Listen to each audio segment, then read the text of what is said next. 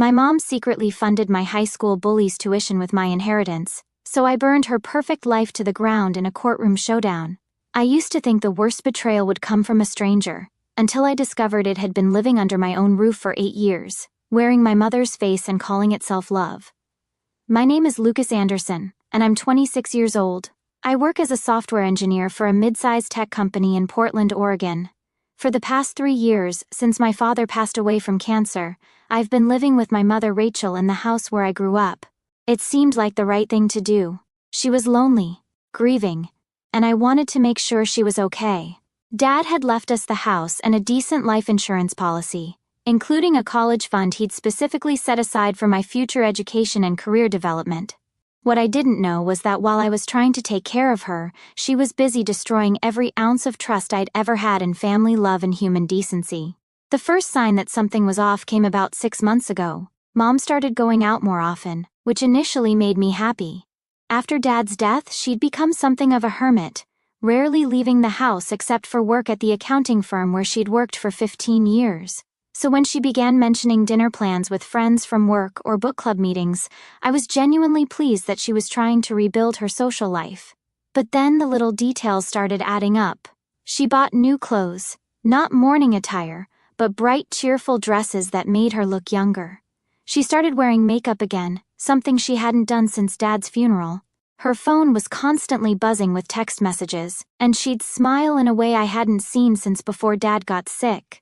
She even got her hair done at an expensive salon downtown. "You look great, Mom," I told her one evening as she was getting ready to go out. "It's good to see you taking care of yourself again." She blushed like a teenager. "Thank you, sweetheart. I'm just trying to get back to living, you know. Your father wouldn't want me to stay sad forever." I hugged her, feeling genuinely happy for what seemed like her recovery from grief. If only I had known that her newfound happiness was built on a foundation of lies that would soon collapse and bury me underneath. The second sign was financial. I'd been helping Mom manage the household expenses since Dad died, and I'd noticed some irregularities in our bank statements. Nothing dramatic, just small withdrawals here and there, sometimes for amounts that seemed larger than what our normal expenses would justify. When I asked about them, she'd wave me off. "Oh, that's just the book club," she'd say. "We went to that new restaurant downtown." Or, "I had to get the car serviced, and you know how expensive that can be." The explanations always sounded reasonable, so I didn't push. Mom had never been irresponsible with money before, and she was going through a difficult time. If spending a little extra on social activities helped her heal, I was all for it. But then I started noticing that the college fund Dad had left for me, money that was supposed to be untouchable except for education-related expenses, was also showing activity. When I brought this up to Mom, she looked flustered. "Oh, that," she said, not meeting my eyes. "I had to borrow a little bit for some unexpected expenses. Don't worry, I'll pay it back as soon as my next bonus comes in." "What kind of unexpected expenses?" "Just house stuff. You know how old this place is. There's always something that needs fixing." I couldn't argue with that logic. Our house was built in the 1980s, and it did seem like we were constantly dealing with plumbing issues, electrical problems, or appliance breakdowns. Still, something felt off about her explanation, but I couldn't put my finger on what. The third sign was the phone calls.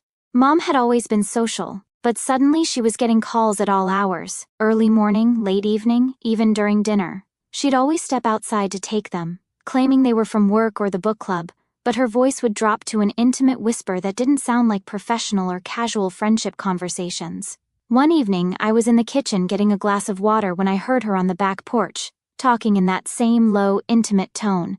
"I miss you too," she was saying.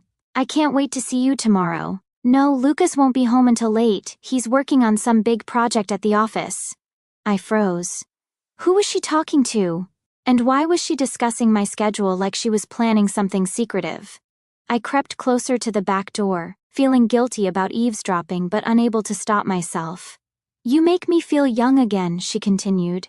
"I haven't felt this way since before everything got so complicated." My heart started racing.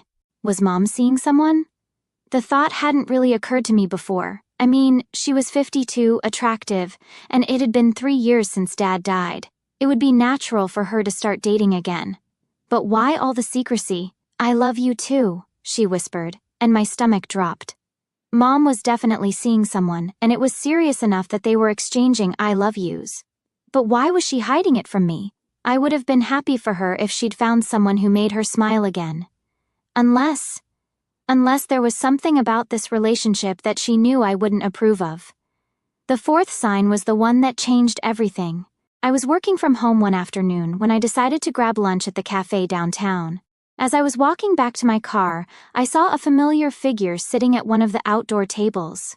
It was Mom, but she wasn't alone. She was sitting across from a man I recognized, and my blood ran cold.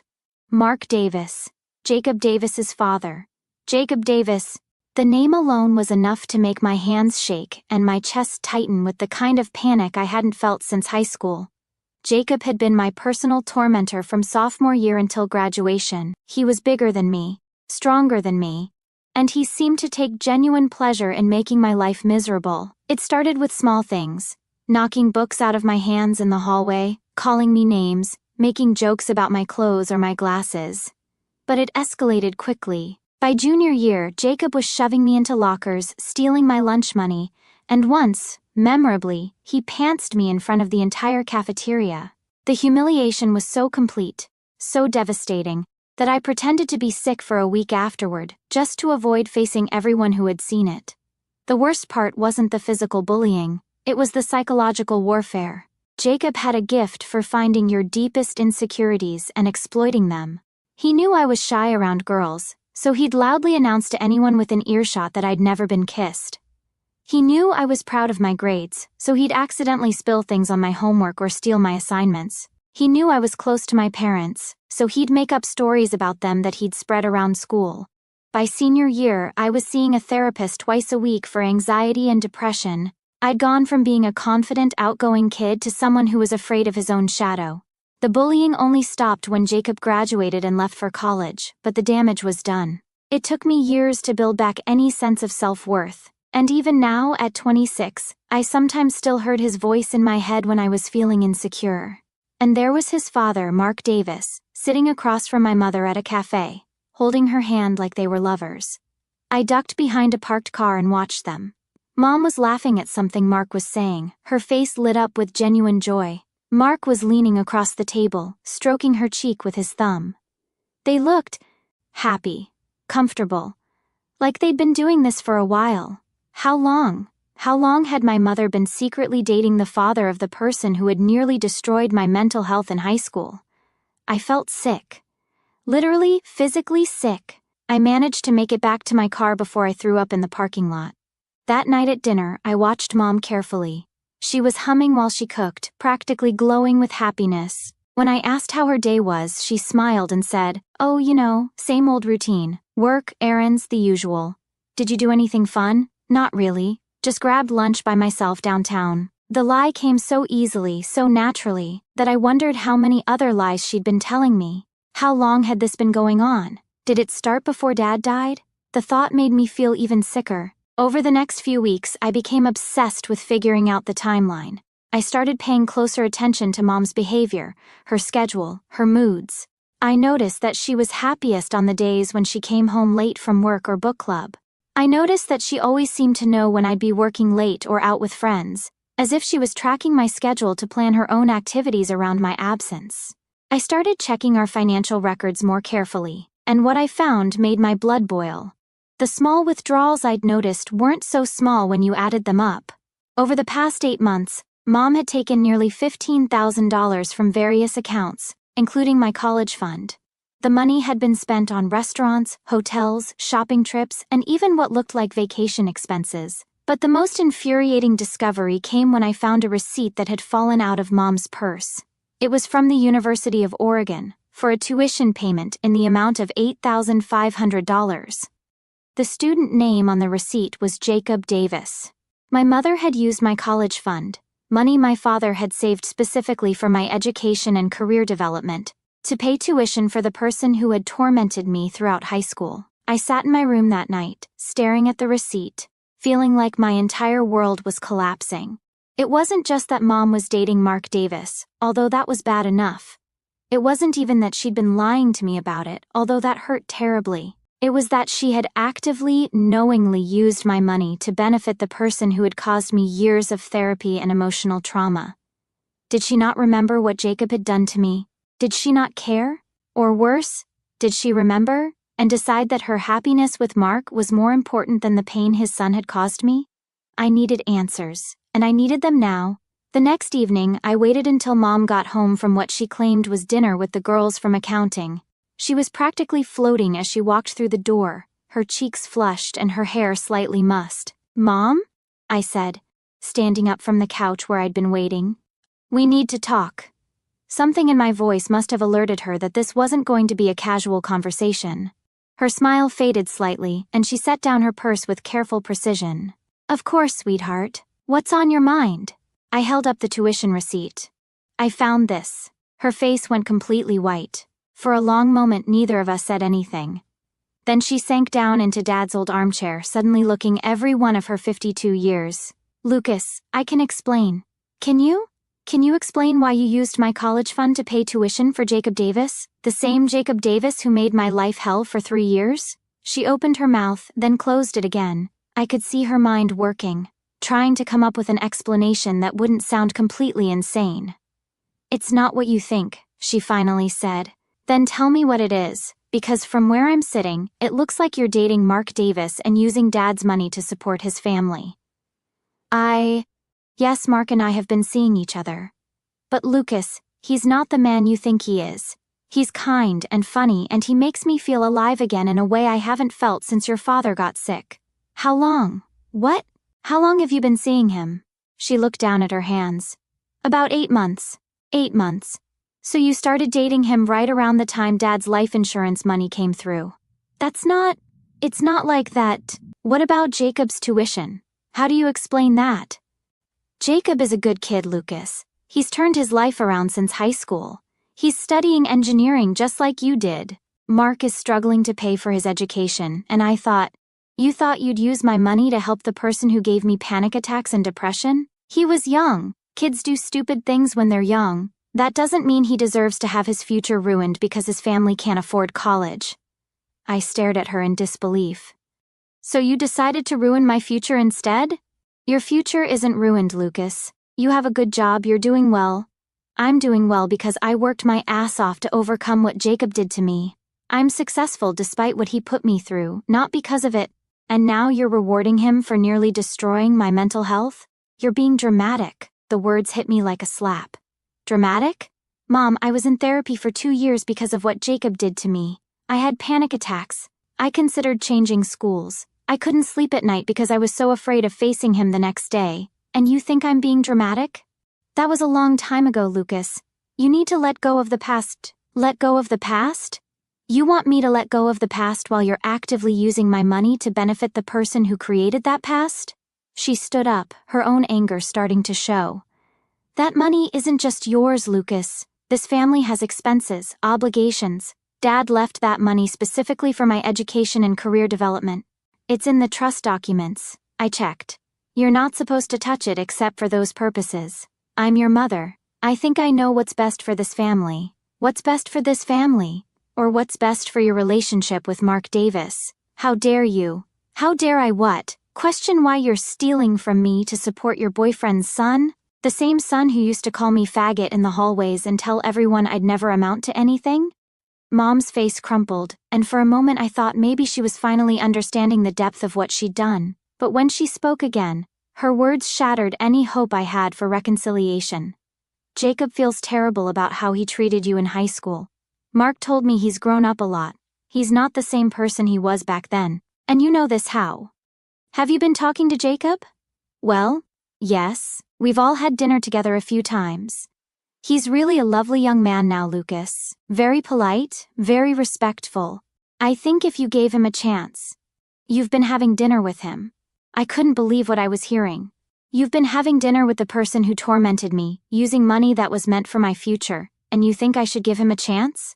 I think you should try to forgive and move on. Holding on to anger isn't healthy. You know what else isn't healthy? Having your mother betray you for a man she's known for 8 months. I am not betraying you. I'm trying to build a life for myself after 3 years of mourning your father. I'm trying to find some happiness, and yes, that includes Mark and his family. I'm sorry if that's difficult for you, but I can't live my life based on some high school grudge. High school grudge? My voice was getting louder now, and I didn't care. Mom, that grudge put me in therapy. That grudge gave me trust issues that I'm still working through. That grudge nearly broke me, and you know it, you were there. You saw what it did to me. And I also saw you overcome it. You're successful, you're strong. Because I had parents who supported me and believed in me. Or at least I thought I did. She stepped back like I'd hit her. Lucas, that's not fair. Fair? You want to talk about fair? Is it fair that Dad saved money for my future and you're spending it on the family of the person who tried to destroy me? Is it fair that you've been lying to me for 8 months about where you go and who you see? Is it fair that you're asking me to forgive someone who never even apologized to me directly? Maybe if you talk to Jacob. No. The word came out flat and final. No, I will not talk to Jacob. No, I will not have dinner with your boyfriend's family. No, I will not pretend that what happened in high school doesn't matter. And no, I will not stand by while you steal from me to support them. I wasn't stealing. Then what would you call it? You took money that wasn't yours without my permission to benefit someone else. If that's not stealing, what is it?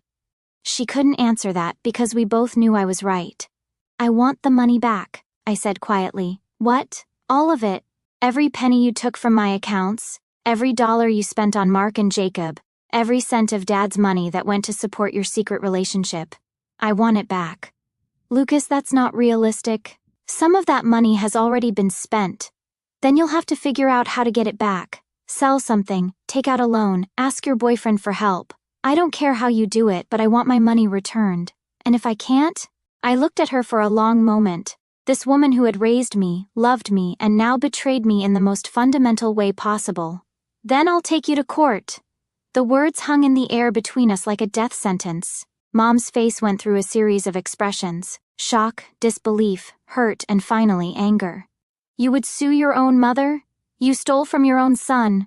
I was trying to help. You were helping yourself. You were helping Mark. You were helping Jacob. The only person you weren't helping was me, and I'm the only person in this equation who's actually your family. Mark and Jacob are part of my family now too. No, they're not. They're strangers you chose over your son.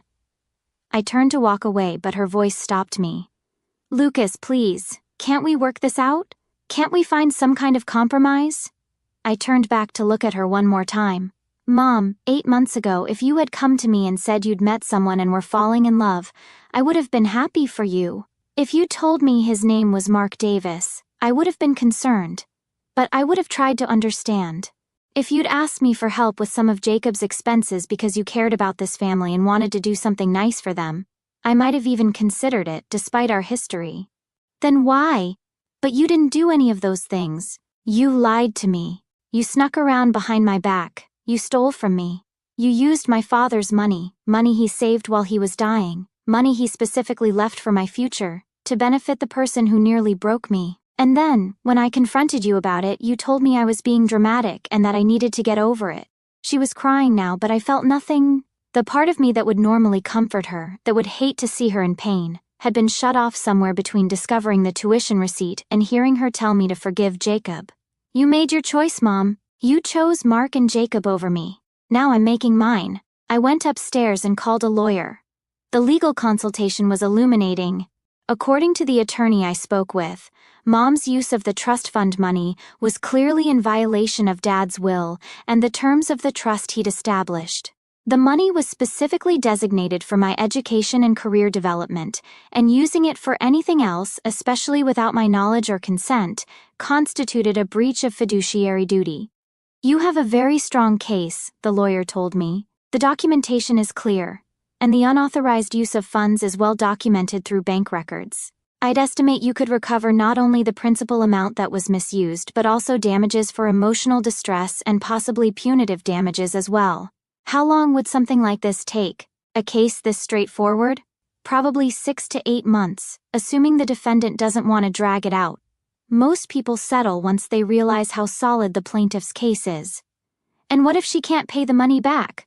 Then we pursue other assets, the house, her retirement accounts, whatever it takes to make you whole. The house where I'd grown up, where Dad had lived his last years, where Mom and I had shared what I thought was our grief over losing him. The thought of forcing her to sell it made me feel sick, but not as sick as the thought of letting her get away with what she'd done. I'd like to proceed, I told the lawyer. The lawsuit was filed 3 weeks later. Mom was served with papers at her office, which I knew would humiliate her. But I was past caring about her feelings. She'd shown how much she cared about mine. She called me that night, crying and begging me to reconsider. "Lucas, please, we can work this out. You don't need to involve lawyers and courts. We're family." "We were family," I said, "until you decided that Mark and Jacob were more important." "That's not true. You'll always be the most important person in my life." "Really? Then why did you steal from me to support Jacob's education?" I wasn't thinking clearly. I was in love, and I made some bad decisions. You made bad decisions for 8 months, Mom. This wasn't a momentary lapse in judgment. This was a pattern of lying, stealing, and betrayal. Please, just drop the lawsuit. I'll find a way to pay you back, I promise. How? By taking more money from accounts that don't belong to you? By borrowing from Mark? By selling Dad's tools and furniture to pay for your boyfriend's son's college? I'll get a second job. I'll work nights and weekends. You should have thought about that before you decided to play house with the Davis family. The conversation went in circles for an hour before I finally hung up on her. She tried calling back several times, but I didn't answer. The next few months were a blur of legal proceedings, document discovery, and depositions. The evidence was overwhelming. Bank records, receipts, witness statements from the University of Oregon, confirming that Mom had paid Jacob's tuition. Mark Davis was also deposed, and his testimony revealed the full scope of Mom's financial support. She'd paid for their dates, their weekend trips, his car repairs, and even groceries for his household. The most damaging evidence came from Mom's own phone and computer. Her text messages with Mark showed a pattern of promising to take care of things financially and discussing how to keep their relationship secret from me. In one particularly damning exchange, Mark thanked her for helping Jacob with school, and Mom replied, "Lucas doesn't need to know everything about how I spend my money. Except it wasn't her money. It was Dad's money, left specifically for me." During her deposition, Mom tried to paint herself as a grieving widow who had made some poor financial decisions while navigating new love. But under cross-examination, she was forced to admit that she knew the trust fund money was designated for my education, that she knew I would disapprove of her relationship with Mark, and that she had deliberately concealed both the relationship and the financial transfers. "Mrs. Anderson," my lawyer asked, "did you ever consider discussing these expenditures with your son before making them?" I didn't think it was necessary." "You didn't think it was necessary to discuss using his education fund to pay tuition for the young man who had bullied him in high school? Jacob isn't the same person he was in high school. But you were aware of the history between Jacob and your son?" "Yes." "And you were aware that your son had required therapy due to Jacob's treatment of him?" "Yes." "But you felt it was appropriate to use your son's money to benefit Jacob anyway?" I thought Lucas would understand if he knew how much Jacob had changed." "So you made that decision for him, without consulting him or informing him?" "Yes." "And you continued to make that decision over a period of 8 months?" "Yes." "During which time you spent approximately $37,000 of your son's money on your boyfriend and his family?" Mom broke down crying at that point, but the damage was done. $37,000. The number was even higher than I'd calculated. The case went to trial, but it was a formality. The judge ruled in my favor on all counts, ordering Mom to repay the full amount plus interest, court costs, and $15,000 in damages for emotional distress. The total judgment was just over $55,000. Mom didn't have that kind of money available, which meant she would have to sell the house. The house where I'd grown up, where Dad had died, where 3 generations of our family had lived. The house that was supposed to be my inheritance someday. I felt terrible about it, but I also felt like I didn't have a choice. If I let this slide, what message would that send? That family members could steal from each other as long as they said they were sorry afterwards. That love and trust didn't matter as much as keeping the peace? No. Some betrayals are too deep to forgive, and some actions have consequences that can't be undone with apologies. The house sold quickly. It was in a good neighborhood, and the market was strong. Mom moved into a small apartment across town. Mark Davis, presumably realizing that his meal ticket was gone, ended their relationship shortly after the trial concluded. She called to tell me about the breakup, I think hoping for sympathy, or maybe hoping that I'd see it as proof that she was sorry. "I hope you're happy," she said during that last phone call. "I've lost everything, my home, my relationship, my son." "Was your revenge worth it?" "It wasn't revenge, Mom, it was justice. And you didn't lose me because of the lawsuit. You lost me the moment you decided that Jacob Davis's education was more important than keeping your word to Dad and maintaining trust with me. I made a mistake. You made a choice every day for 8 months. You woke up and chose to lie to me. Every time you transferred money to pay for their expenses, you chose them over me. Every time you had dinner with Jacob and listened to him talk about his bright future, a future you were funding with my money, you chose to prioritize his well-being over mine. I thought you were strong enough to handle it. I am strong enough to handle it. Strong enough to handle your betrayal, strong enough to fight for what's right, and strong enough to build a new life without people who would steal from me and then call me selfish for objecting." I moved to Seattle 3 months later. I used the money from the lawsuit settlement to put a down payment on a small condo in a nice neighborhood near the waterfront. I found a new job at a tech startup that specialized in cybersecurity. Fitting, given what I'd learned about protecting myself from people who seemed trustworthy on the surface. I haven't spoken to Mom since the day the settlement check arrived. She's tried to contact me a few times. Birthday cards, Christmas presents sent to my old address, voicemails that I delete without listening to. I've blocked her number and email, and I've made it clear to the few family members we still have in common that I don't want any information about her life or any attempts at reconciliation. Some people think I'm being too harsh. My cousin Emma told me that Mom is heartbroken and deeply regrets what happened. My uncle called to say that family feuds are pointless and that life is too short to hold grudges. But they don't understand. This wasn't a simple disagreement or a momentary lapse in judgment. This was a systematic betrayal of trust that lasted for months.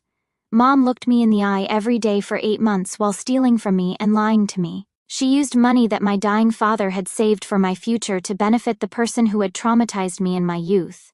And when confronted with what she'd done, her response wasn't remorse. It was to tell me I was being dramatic and needed to get over it. I learned something important through this whole experience. Family isn't just about blood relationships or shared history.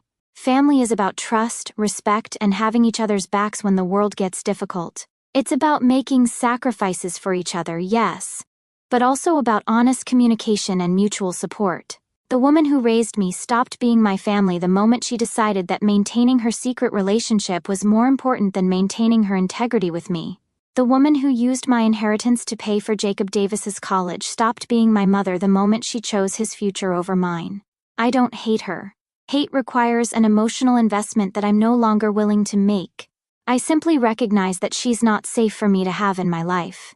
She's proven that she'll prioritize her own wants over my well-being, that she'll lie to me when it's convenient, and that she'll steal from me if she thinks she can get away with it. I've built a new life in Seattle, surrounded by friends who respect me and colleagues who value my work. I've started dating again, something I'd put on hold while I was dealing with the emotional aftermath of Mom's betrayal. I'm seeing a therapist to work through the trust issues that this situation has created, but also to continue processing the original trauma that Jacob inflicted on me years ago. I'm finally in a place where I can address that pain, without the added confusion of knowing that my own mother thought it didn't matter. Sometimes, late at night, I think about the house where I grew up. I drive by it sometimes when I'm back in Portland for work, and it makes me sad to see strangers living there, to know that the place where my father spent his last years is gone forever. But then I remember that the house was just a building. Home was supposed to be the people inside it, the relationships and trust and love that made it feel safe. Mom destroyed that home long before the house was sold.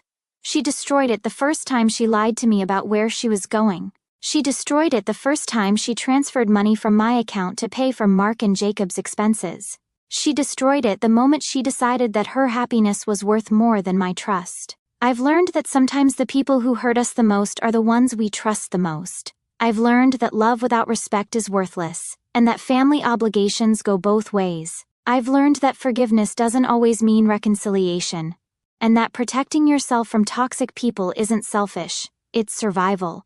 Most importantly, I've learned that I don't need permission from anyone to walk away from people who consistently choose to hurt me, even if those people happen to share my DNA.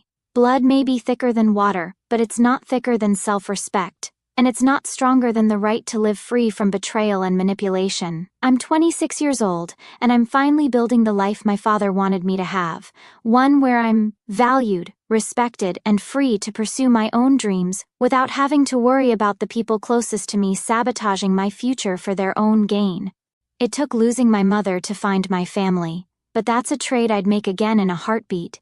Because at the end of the day, the family you choose is often more loyal than the family you're born into, and sometimes, choosing yourself is the most important family decision you'll ever make.